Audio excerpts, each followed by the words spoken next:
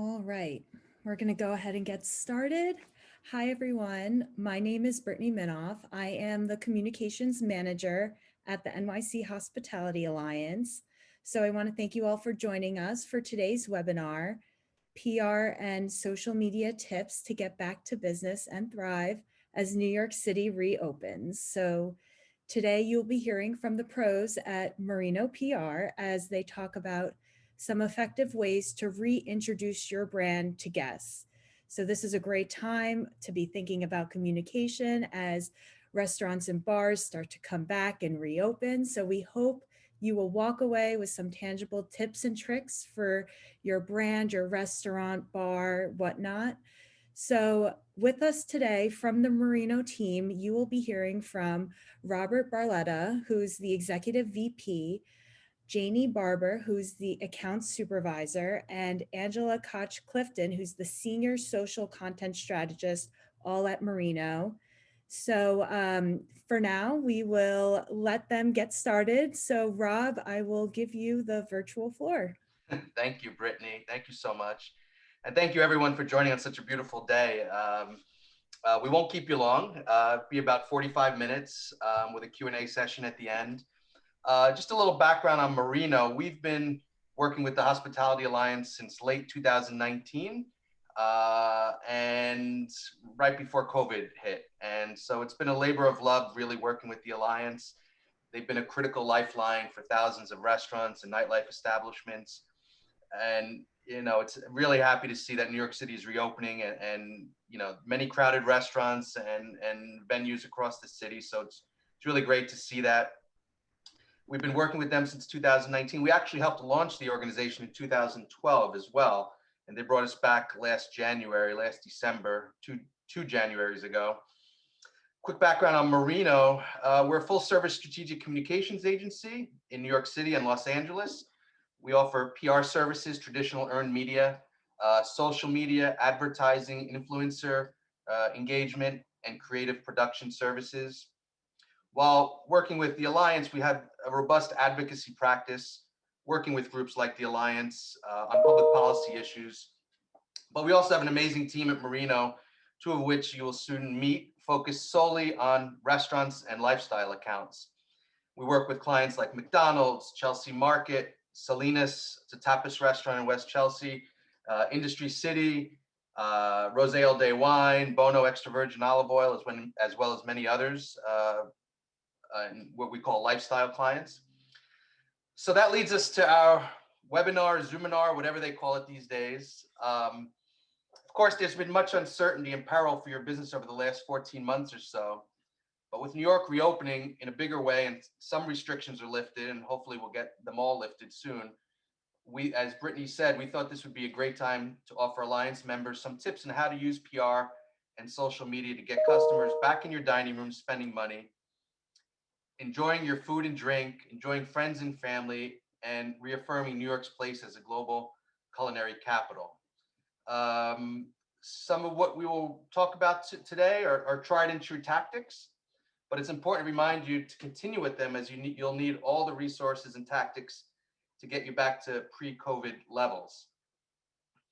So now with that some restrictions have been lifted, many people are vaccinated, and if this past weekend was any indication, New Yorkers are excited to wine and dine again.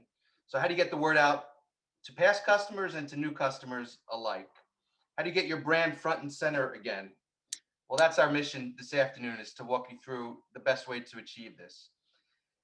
Whenever we start with a new client, we always try to find out what their story is. What's their differentiator? This is the first thing we talk about when we sit down with any client. Sometimes it can be right in front of their eyes and they just don't know it, but it is critical to really know where you're going to be moving forward. Now, COVID has been hell for your business. Completely appreciate that and understand that. But there's an opportunity for a fresh start here, to tell a new story about your business, a new opportunity to reintroduce your brand, to reinvent your brand, and to take advantage of the new reality for your business. Maybe you have to fill a void that couldn't have been filled pre-COVID. What does the competitive landscape look like now, and how do you take advantage of it? No matter what, many of you have a story that has been defined by COVID.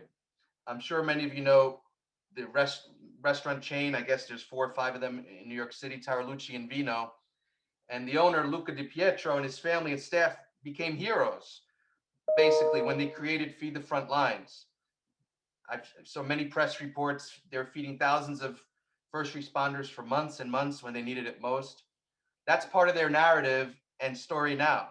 They can't be shy about telling it, and you can't be shy about telling your story, whatever that may be. Marino's working with one restaurant in particular that shut down because they didn't want to jeopardize the health of their employees and customers. It was a bad year. They survived, though, and have since renovated. They modified their menu a bit. They refocused their goals, and they're using PR to get the word out, to get people back in there. And so far, it's been successful. They understood wisely that you can't just unlock your door and expect people to come back. The economy has changed. Dining habits have changed. Health habits, health restrictions have changed. And as they say, out of sight, out of mind. So they turn to PR to hopefully regain any visibility they lost during COVID. So if you're on this Zoom, chances are you've survived the worst and you're ready to market your business once again. The most effective way, in our opinion, to get your narrative out is through the media, through social media, through influencers, and advertising as well. Our team is going to run through some great tips that will get you back in business and hopefully better than when you started pre-COVID. So I'd like to introduce Angela now, who will walk through some slides, and then Janie will after her. Thank you, Rob. So on our next slide, we just have going over gathering resources. So the first thing we have on here is just identifying the front of house, picking the person who can kind of speak to your menu, your offerings, your story, your narrative, and be that point of contact for any press access. So they really know everything about the restaurant and your establishment. Also, making sure you gather assets, including logos, new photography of the space, photography of the menu items. These should be high quality photos and visuals, and just making sure that those images are on your website and making sure your website is all buttoned up. In terms of PR assets, high-res imagery of interior, exterior, chef headshots, owner headshots for pitching. These are all very important for media liaison. And also you just want to keep it simple, stylized photos for outreach. Nothing too over the top, just make it very to the point and make what you're offering the highlight. And then just in terms of your social media that you may have had before these crazy times, you want to catalog what you thought was really nice imagery that maybe you want to reuse again. Look at your highest performing posts from before the shutdown. I don't know if everyone knows that you can archive things in your social media accounts. So archiving those previous images and using them later is great for reusing images and not repeating, and showing people that you still are doing great things. You did great things before and you're going to continue to do. And then just moving directly into the reopening plan, I will pass it over to Janie. So now that you've gone through, what is your COVID story? How are you going to redefine your narrative moving forward? It's time to actually start making a reopening plan. So I'm sure most of you already know how difficult it is to open a restaurant under normal circumstances. But with reopening and even new openings post-COVID, things are just looking even more claustrophobic, clustered, and even that much more competitive. So as you get back into the groove of things, something that we have seen that works and that we recommend is just functioning some sort of relaunch event, whether that's friends and family, a soft sound for a small group of people. This not only helps you get back on your feet, but it also gives your, and many times right now, especially a very limited staff, time to adjust, work out any final kinks and figure out how you guys are going to move forward from a logistics point of view post-COVID. Another area where you can benefit from is creating some sort of promotion or incentive for returning to the establishment. So any sort of deal you can do, like Rob said, we're working with a restaurant in West Chelsea, Salinas, who is currently doing a tapas trail and happy hour deal. So this can look different restaurant to restaurant. It's really important to have that discussion internally and see what sort of promotions maybe fit for your restaurant, what don't fit. For example, there's TikTok accounts who they function giveaways through their platforms. So it's not directly through the restaurant, but it's really getting the conversation going and setting yourself apart.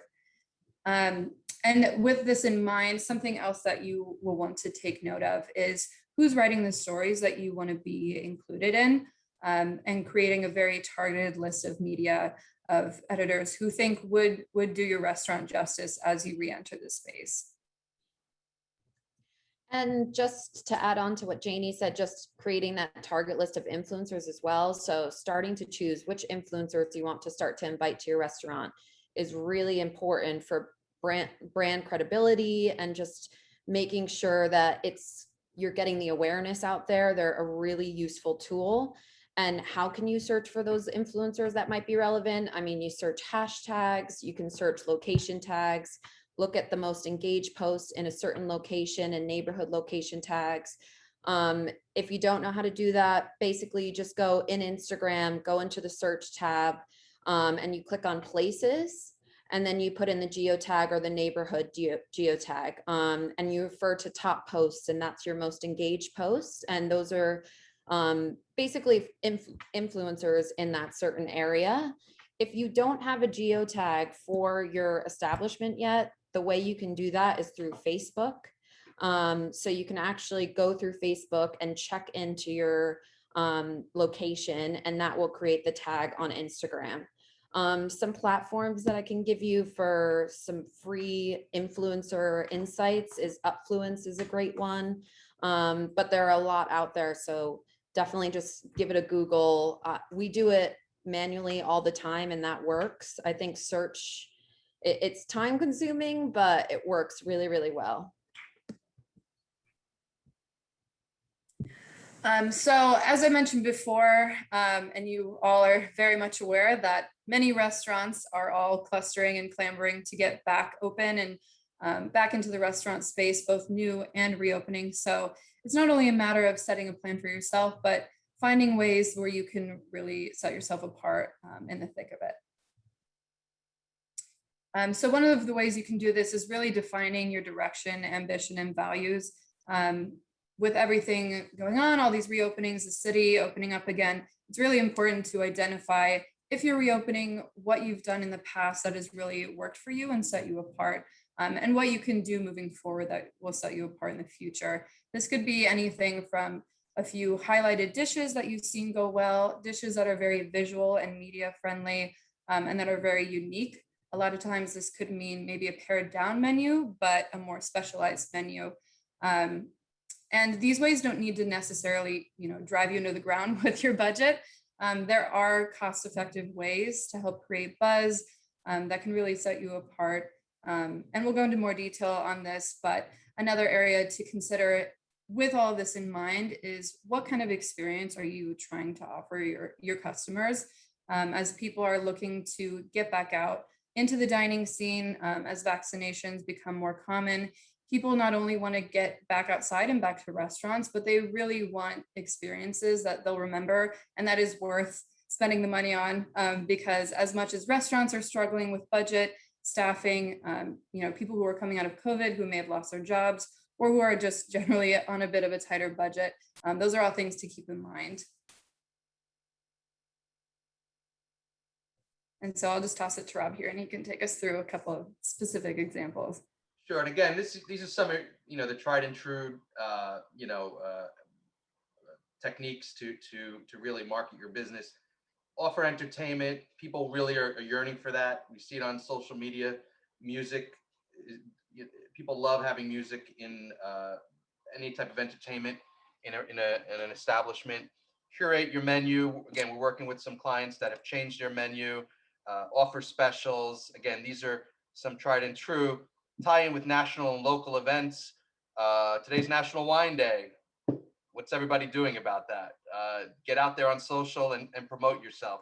It's true. It actually is National Wine Day. And Angela's going to talk about digital apps. Yeah, and then just partnering with digital apps. So just making sure you're on booking apps. I mean, I'm sure the sales team has already outreach to many of you because they're very good with that. But just making sure you're on Resi, Open Table, even new apps that have come on the scene like Seated. Seated basically pays customers to try different restaurants. So they're a really good partner to look into, and there's many different apps that are just like that. And just moving into personal connection, I'll pass it on to Rob again. Sure. So, you know, we all know the personal relationship is critical. And whether it's the community around your establishment or with customers, it's important really to get out there and let them know you're back, let them know you want them back in your establishment, and just really cultivate those relationships. You know, it's always, you know, those personal relationships, you can't stress enough how critical it is to get folks back into your restaurant and other establishments. So now that we've gone through the planning, you know, internal discussions, menu adjustments, ways that you can really promote yourself, now is the time to actually put it into action from a PR standpoint. So there's clear steps that you can take to start putting yourself in front of media, in front of these audience that you're wanting, and really defining what you want your promotion to look like. And so the first thing is, of course, drafting a press release and distributing it to media. I don't know how many of you have written a press release or know what that looks like, but it's just announcing, you know, that you're here, that you're there, and you're ready to get back into business, and announcing that officially to media. And so again, one of the ways that we can identify media, I feel like media is such a general term to use, but where to start. And so one of the great ways to start is if you're reopening a restaurant, maybe look back at editors who have written about you in the past. There's been a lot of media movement during COVID, a lot of journalists who maybe don't write for that outlet anymore, but are writing somewhere else. So it's a matter of identifying, tracking down those editors who have been friendly with you in the past and really cultivating those relationships. Throughout COVID, the media landscape changed as well, as I'm sure you've seen. We saw a big change in attitudes with media. Certain outlets and listicles and best of lists really changed as editors were really joining in the fight and trying to help restaurants survive through COVID, or, you know, get back on their feet now as we head into reopening. So really reconnecting with those relationships is an important first step, and an easier step on your guys' end. And then, Oh, go ahead. Sorry, go ahead. No, I saw Mel ask the question. I think it's an appropriate time to answer that. I actually was going to jump in and talk about what his question was. So Mel, you know, not everybody has closed. Obviously, many restaurants have been offering takeout, delivery throughout COVID, outdoor dining last summer. Some were closed, but I think yes, there are a number of ways. One, you could just put out a press release welcoming customers back to more capacity dining inside dining. Two, you could think about an opportunity to announce something. Maybe you did some renovation with some federal funds that came in, or you're going to change the menu a little bit. Maybe you do proactively make news, so to speak. So maybe you do go out and add something to the menu, change something, a new chef, announce a new chef if you happen to have a new chef. Go out and try to make news. But I think it's as easy as welcoming your customers back. The name of your restaurant is proud to welcome New Yorkers and visitors alike back to your restaurant to you know, as New York reopens and as capacity increases. That's enough, possibly, just to get on some of these lists that you see, restaurants that are reopening, restaurants that are marketing themselves, their lists in publications. Also, just to let the media know, even if they don't cover, let the media know that you're back, that you're alive, that you're kicking, and that you're there as a resource and as a contact for future stories. So I think those are some ways, Mel. Yeah, and I think to Rob's point, a lot of what was lost, as you guys are aware, that, you know, with delivery, with takeout, what you lose is the in-person experience and the ambiance and the environment that people really want. So I do think it is newsworthy to announce that you're allowing people back in your restaurant and opening up that experience again for them. And so in addition to identifying some previous media friendlies, taking it a step further and engaging with them on social media platforms. A lot of these editors are verified, or even if they have small followings, they're followed by very loyal fellow professionals in the industry. So having your restaurant social media accounts follow them, interact with them. A lot of times they'll post on their own socials if they come in and dine. That's a good way to not only track down maybe editors who are coming into your restaurant incognito, but to also foster and nurture those relationships for potential future stories.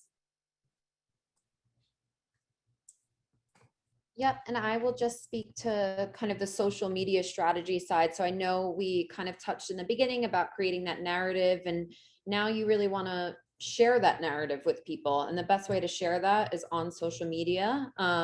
So basically creating a plan across social to tell everyone what you're all about and how kind of what you've been through and where you've come and where you are now.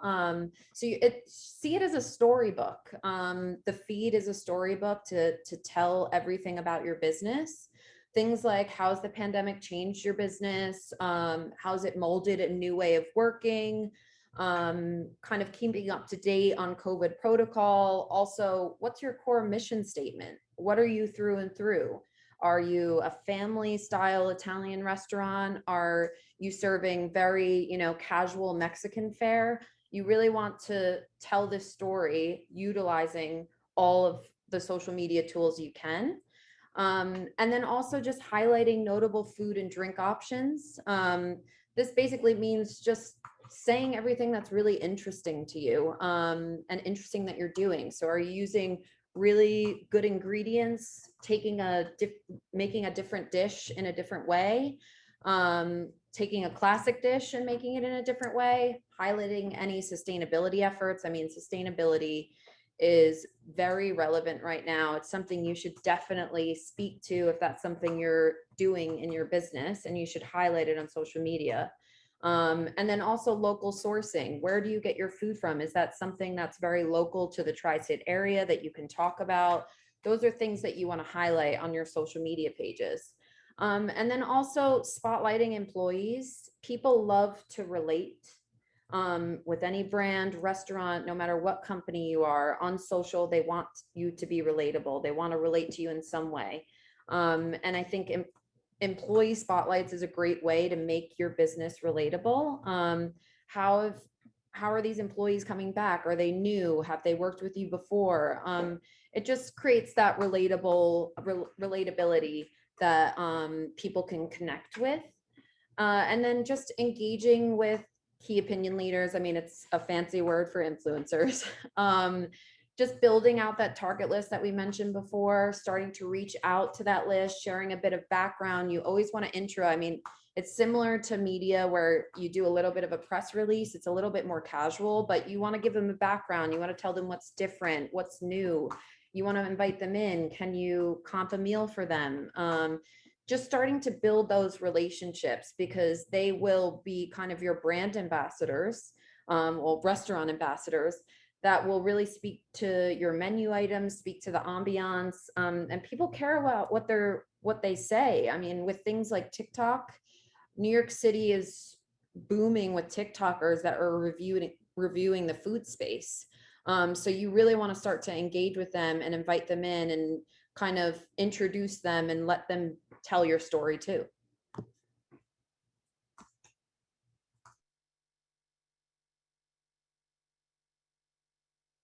So Rob, I'll toss it to you. Yep. So continuing what Angela said, I think, with regards to the influencers, also your staff. The first thing probably anyone asks a waiter or waitress or a bartender is, hey, so how are you guys doing? What happened the last year? What are you up to? Are you hurting? Did you have to let go of employees? What are you doing? What happened with the federal stimulus? There's so many questions. Did you get a vaccine? There's so many questions. Most of it, unfortunately, is about COVID. but they should also know the narrative about what food items are new, what menu items are new, what drinks are new. What's your narrative again? The staff, and this is something that should be done pre-COVID, post-COVID, during COVID, is your staff should know they're the face, they're the first line of defense. We used to, a number of years ago, we worked with a major retailer, and they had a problem with staff, and they needed to know that they were the ambassadors for their brand. So that's critical, because you don't want that the first impression to be a negative one.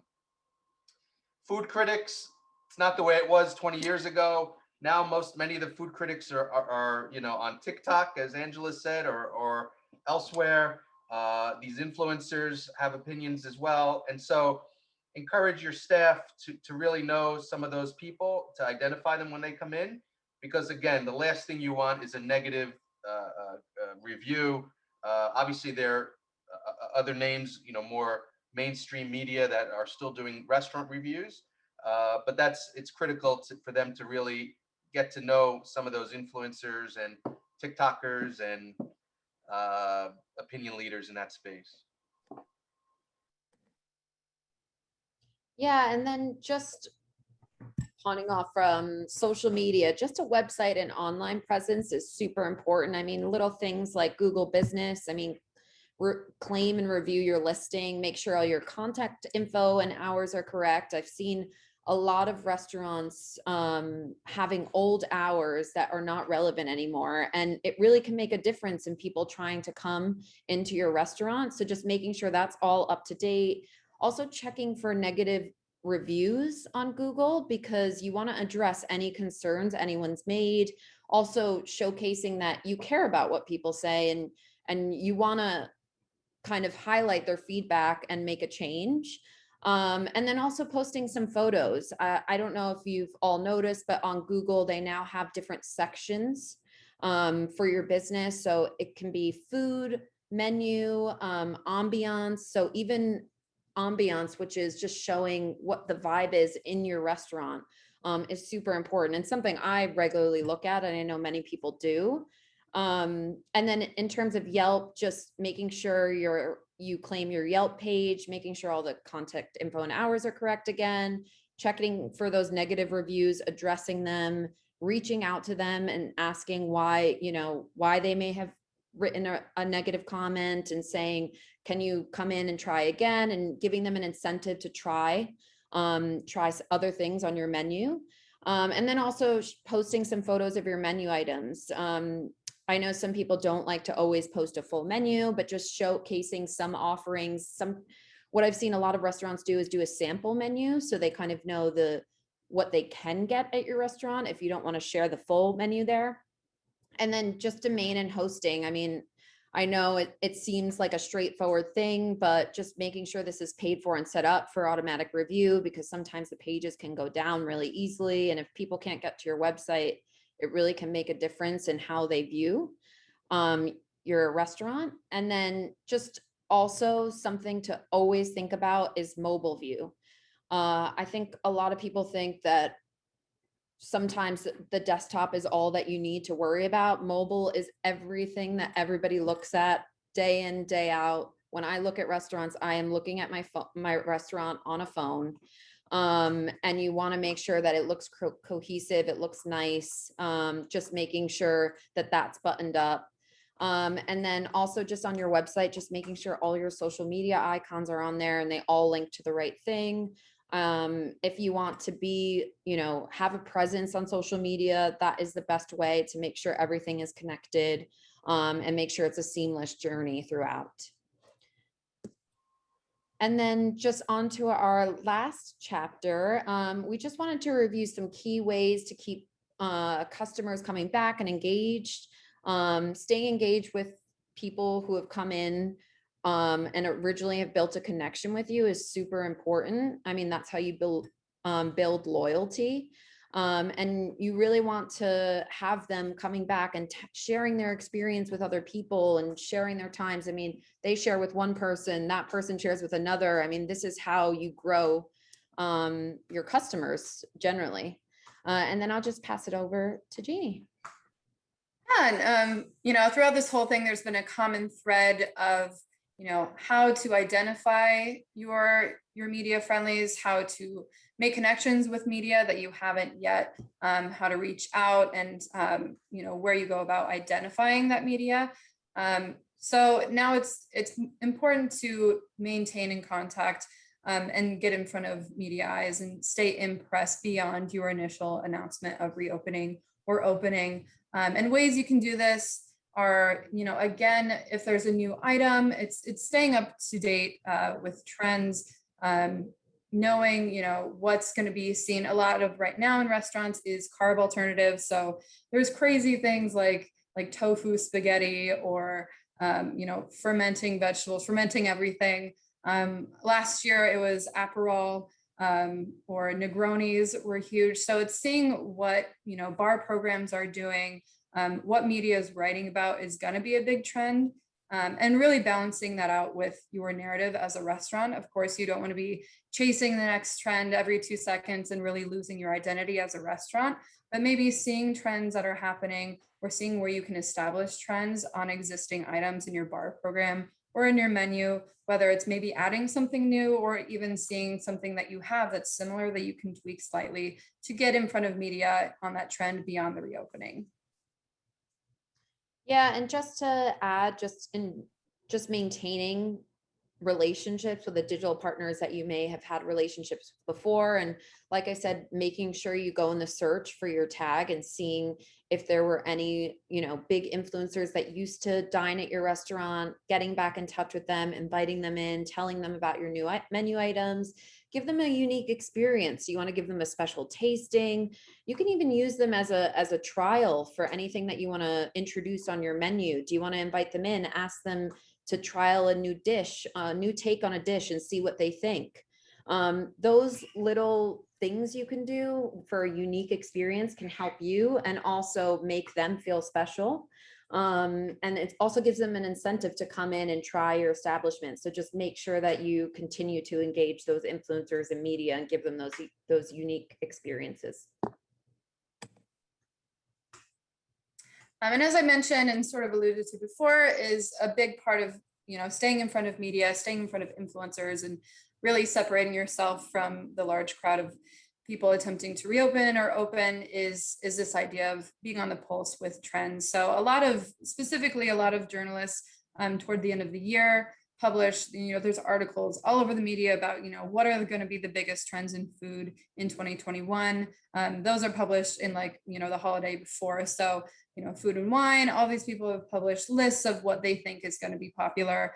Obviously, those things either end up being true or they end up being a variation of the truth.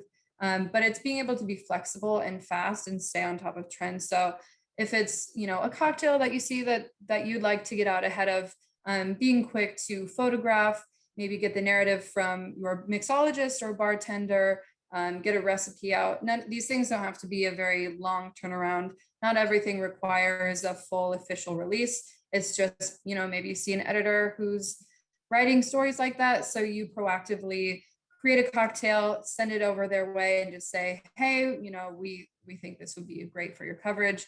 And like I said before, it's not always about chasing the trends, but to that extent, it's important to stay with what's happening in the news. So trends don't necessarily normally mean just with food and menu items. It can be, what's going on with the state of the country, with COVID, with reopening. It's joining that conversation. Is your spokesperson or owner, are you open to speaking with media about your story, about your COVID story, about, maybe being a little bit transparent about, the struggles, because it's no secret that everybody in the industry has struggled during COVID. And so it's a matter of staying on top of those types of trends as well. And then meeting your customer needs as things change and develop over time. This can be anything, more and more people are going vegan. And not only that, but more and more people are looking for good vegan food. Even people who aren't vegan are exploring things that they weren't before. And so seeing that as not only you adjusting to their needs, but seeing an opportunity where you can provide where maybe other restaurants can't. Yeah, definitely. And I see Mal has also included another question. I don't know, Rob, if you or Janie want to take this one for the PR side. Yeah, I mean, it can be as, as simple as it sounds. It can be as easy as just Googling, the types of stories that you're thinking. So for example, you can type in best new restaurants in New York City. You hit news on the Google tab, and there's going to be pages and pages of articles. If you want to say like best new cocktail or best new dish or a favorite steak dish, you can be as specific as you want. But a lot of times it's as simple as Googling it. As far as finding what media is correct for you, a lot of times these journalists are on Twitter, they're on Instagram, they're talking about what stories they're working on, talking about what trends they're interested in. And so that's what I would say, Rob. I don't know if you have anything else to add to that. Sure, and I see we have additional questions, and I think we'll get to those at the end. I think we're coming up on the Q&A section. I do want to add to this, though. I think Mel asked a question about finding appropriate media and not just being another email. I think one, it's good to try to develop relationships with them. That's what a PR, either a freelancer or an agency does, is they already have these existing relationships with the media. So that is really a big part of it. Second, I think if you have a story for them, they will respond. So it's important if you're, for example, if you want to get listed in Florence Fabricant's column in the New York Times, make sure you don't send her a story that wouldn't interest her. You have to really read her column, know what she's interested in, and give her a story. And we can follow up, gently follow up with email, calling. I say email, phone calls are the new emails because everybody gets 200 emails a day, and that's what you're up against. There are many restaurants, there are many businesses all competing for the attention of that reporter. So they're getting 150 emails a day, and I understand sometimes they can't get to them. But if there's something that's short and sweet and to the point and is relevant to what they cover and what they know about, they should respond. It doesn't hurt to engage, to have a relationship with them. It's great to have a relationship with them. There's also, you can engage with them on social media and follow them, and they may notice you that way as well. Yeah, and I just saw actually Chris just sent a question about social media management, and I'm actually going to touch on that in this next slide. So basically just staying active on social media by using free scheduling tools, and some really good ones are Hootsuite. Later is a great one, and actually Later allows you to see the layout in your feed. Buffer, TweetDeck, obviously only for Twitter. Those are some really core free ones. Obviously they have better features if you pay for them, but I think their free features are really great. So it's just something you can start with. Just some tips for posting. I would say make it routine to post. I know how busy you must be. It's hard to stay on top of social media. It's a full-time job. Even if you do it after hours, if it's midnight, still post. The way Instagram works now, just in terms of the algorithm, it doesn't really matter on the timing. So it's always better to post than not. I would start with like 2 to 3 posts a week, and then see how you can build it from there. And then also just making sure that you're using user generated content. So seeing who's tagging you, seeing who's in your who's geotagged you, and reposting that to your feed, or if it's good enough, or to your stories if not. And this is just a really easy way for you to repurpose content where you don't have to develop the content yourself, but people are developing the content for you. My biggest tip for that though is always ask if you're going to put it on your feed if you can repost it. Really easy to just DM someone and make sure. Sometimes they don't see a DM if they're not following you, so just comment directly on the post and just ask if they're happy for you to reshare it on your own page. Usually people are pretty great with that. And then using influencer posts where possible as well, because they're pretty professional with their imagery. Some other useful tools for social, Canva. So Canva is a creative asset app. It makes image creation super easy. It's quick and easy design templates. They fit it for Instagram stories, Instagram, I mean, every social platform, Twitter, anything you need. They also even have some unique things you can do with video. So you can create a template around a video. That is honestly one of the best apps I can give you in terms of creative assets. And it's free. And then just making sure if you want some insights, I mean, this is probably a next stage, but if you want some insights on to which, which actually drives traffic to your website, I would recommend using Google Analytics. It's free to use in kind of the first instance. Obviously, some of the more premium features are more expensive. It's google.com/analytics to set it up. It's pretty straightforward and easy. And then just staying on top of Google search and keywords, using terms with kind of high search volumes, which will best resonate. So on your website, using some terms that are really relevant to the New York City area or the food offering you have. And then also staying with trends on Google. So if you go to trends.google.com, it is a great way to see what people are searching for in the restaurant, in New York City restaurants. So if you type that in, they'll tell you the top 5 things people have searched for. I think I looked at it earlier today and it was, Mexican food, and another one was like best cheap eats after work, something like that. So just keeping on top of that website and seeing what people are caring about and kind of seeing how you can incorporate that into into your own menu. And then also just newsletters. So I don't know if any of you are using newsletters to reach your customers, but trying to get that data capture to really start to engage with your customers on a daily basis. Maybe not daily, but every other day or once a week even would be great.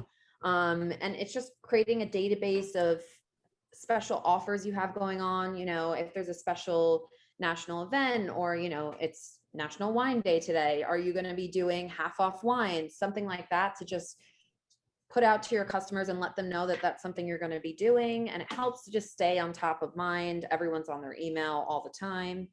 And then last thing, is just community management. I think it goes kind of gets overlooked a lot. Community management is such a great tool for building your social media, not just being reactive with people's comments and when they tag you, things like that, but also being proactive, reaching out to people, telling, liking their posts, commenting, hey, would love to see you in the restaurant, things like that. It really goes a long way. It puts your name out there. It gets people in, it gets people interested. And you can really start to get customer feedback through community management, really know what needs changing, what doesn't need changing, what people absolutely love. I would use it as a tool for feedback as well. And that's kind of it for social media and marketing, but we did want to just open it up to answer any of the questions you might have. And we do have a bunch of questions, Angela. Okay.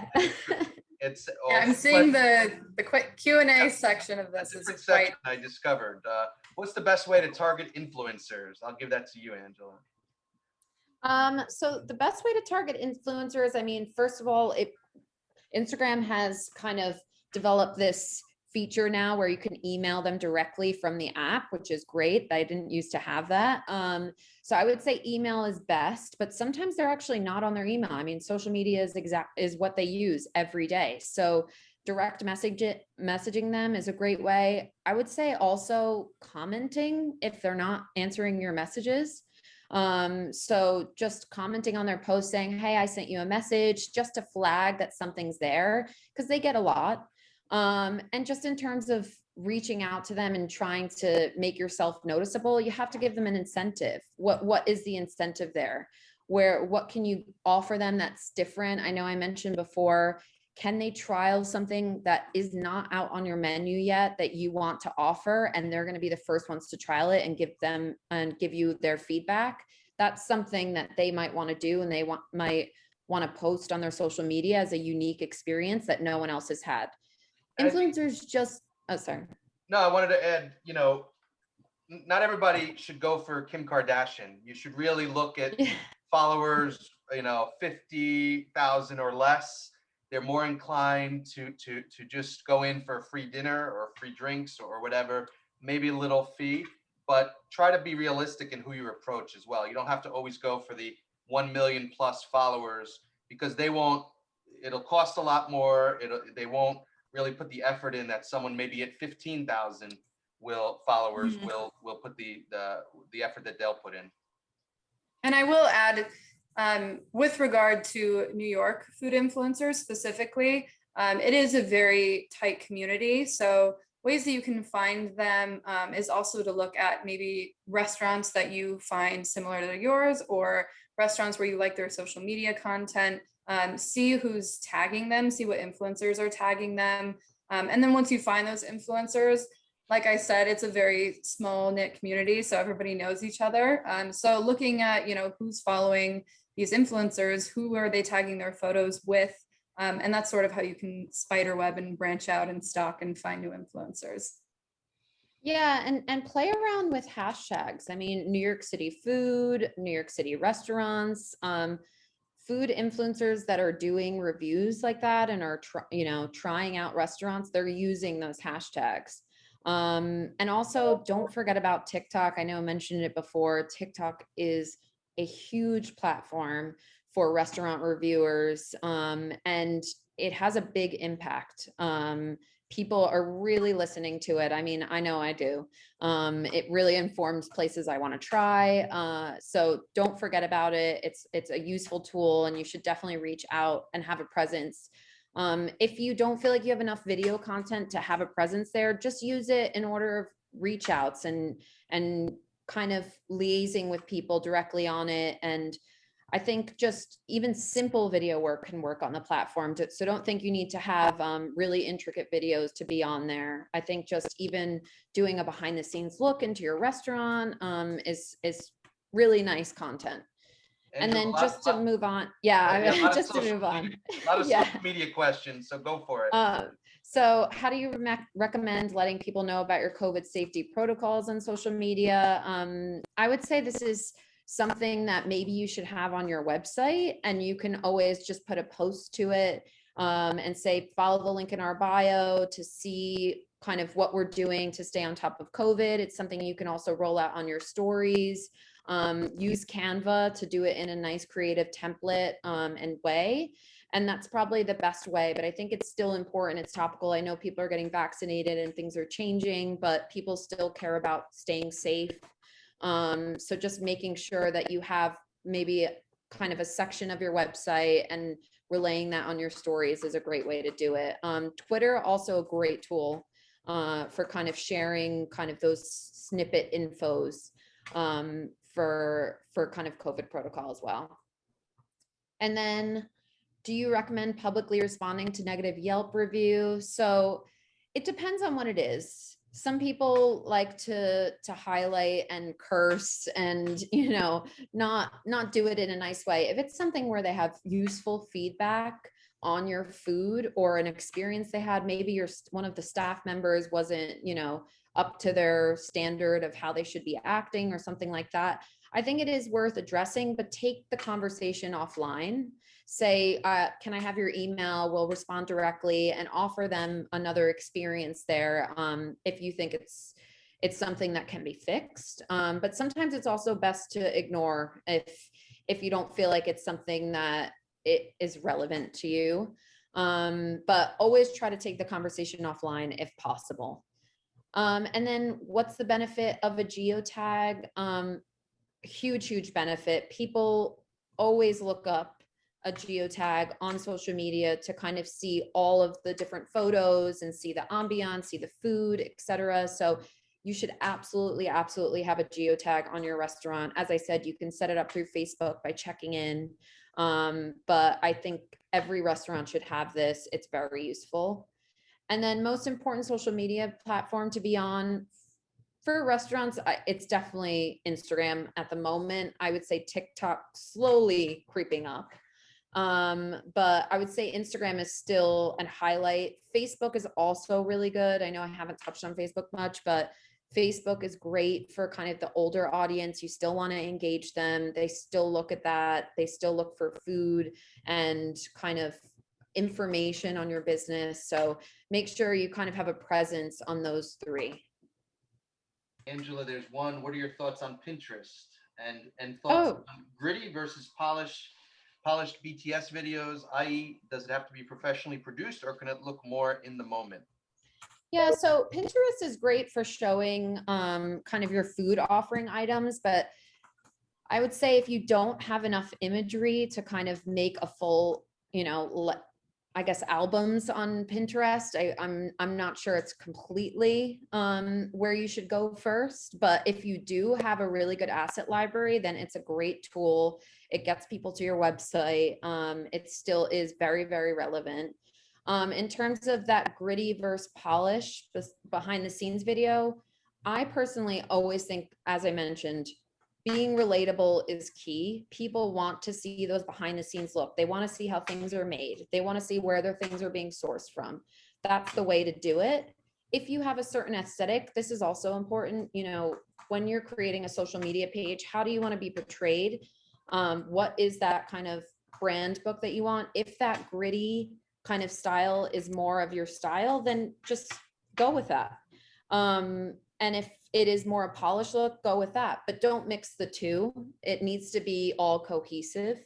So just making sure that you pick kind of where you see your restaurant lying in terms of style, and just sharing with that. And if you want more of a polished look, but you want to show behind the scenes, then utilize Facebook stories, Instagram stories. That's where you can do more of the behind the scenes look, that doesn't mess up kind of your aesthetic on your actual channel.